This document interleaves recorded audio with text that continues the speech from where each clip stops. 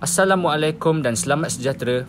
Hari ini kami akan bawa anda meneroka Taman Negara Tanjung Piai yang terletak di Kukup, Johor.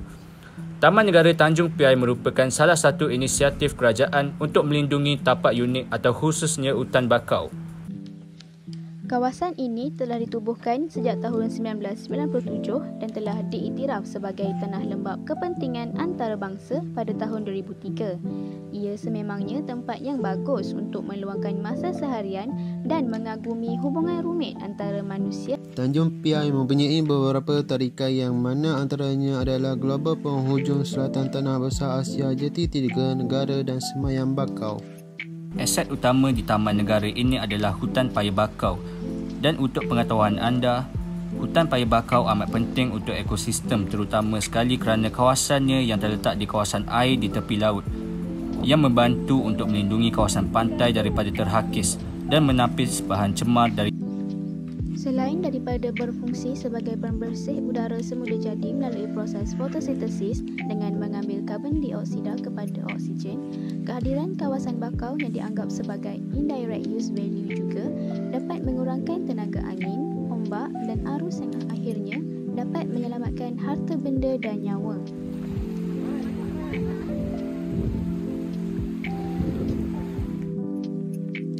Tempurung kelapa yang kelihatan di dalam video adalah antara bukti bahawa hutan paya bakau dapat menapis bahan cemar atau menghalang pukulan ombak dari laut. Ada bakau minyak, bakau kurap dan bakau berus. Bakau minyak dan bakau kurap mempunyai kegunaan yang agak sama dan merupakan direct use value di mana manusia dapat menggunakan bahagian-bahagian dari bahan semula jadi tersebut untuk kegunaan serta faedah masing-masing. Setengah orang mendakwa buahnya boleh dimakan setelah kulitnya dikikis dan didihan bersama abu kayu.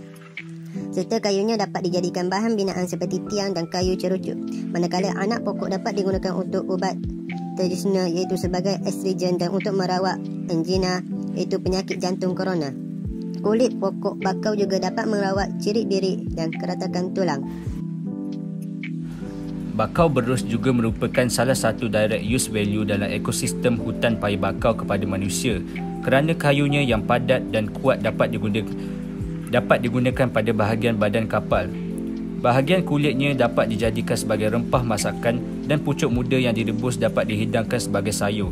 Manakala dalam perubatan tradisional, kulit buah digunakan untuk menghentikan pendarahan dan daunnya paku pakis bialasa yang mana akarnya juga memainkan peranan dalam menghalang ombak dari hakisan pantai di mana ianya dapat membantu mengawal hakisan dalam badan air tersebut dan secara tidak langsung merupakan indirect use kepada hidupan.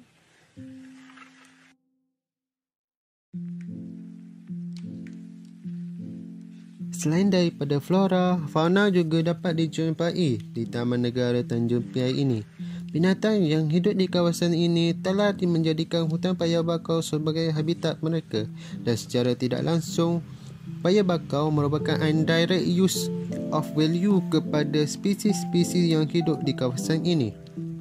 Hutan paya bakau telah dijadikan kawasan habitat kepada mereka kerana terdapat sumber yang mencukupi seperti sumber makanan serta air dan fizikal kawasan yang bersesuaian dengan spesies mereka. Antara spesies yang dapat dijumpai di kawasan hutan paya bakau adalah ikan belacak, Siput mata merah atau siput sedut yang ditemui di kawasan tersebut merupakan salah satu bukti air pasang surut dari laut berlaku di hutan paya bakau.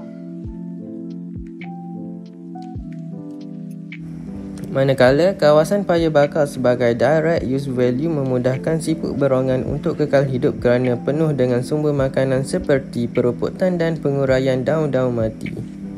Selain daripada menjadikan kawasan Taman Negara Tanjung Piai sebagai kawasan habitat flora dan fauna, Taman Negara ini juga merupakan pusat rekreasi untuk pengunjung beriadah. Kawasan Taman Negara ini penuh dengan pemandangan yang cantik dan tempat-tempat yang sesuai untuk bergambar atau ber-OOTD.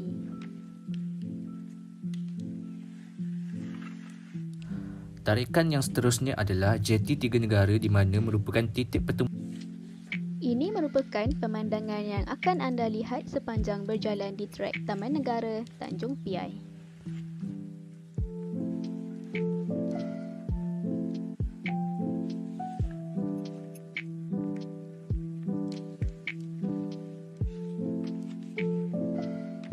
Taman Negara Tanjung Piai juga telah dijadikan sebagai Bequest No Use Value, iaitu sebagai tempat kajian atau pusat pendidikan kerana Dengan adanya program berbayar seperti program Caring for Wetlands, di mana program tersebut merupakan program sambil belajar dan sekaligus merupakan aktiviti sukarelawan, Taman Negara tersebut dapat menjana pendapatan kepada kerajaan selain daripada mengenakan pembayaran tiket masuk kepada pengunjung.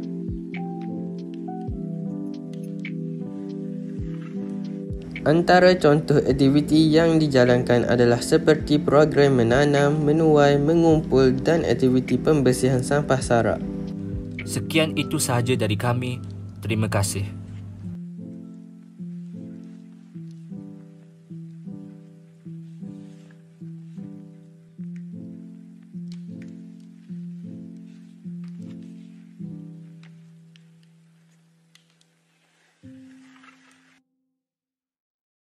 Tenang ribu jiwa,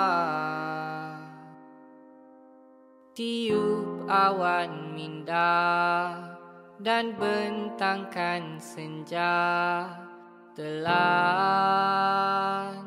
matanya, biar saksikan syurga walau masih di dunia. Langit tak selalu cerah, kadang tuk berserah. Hujan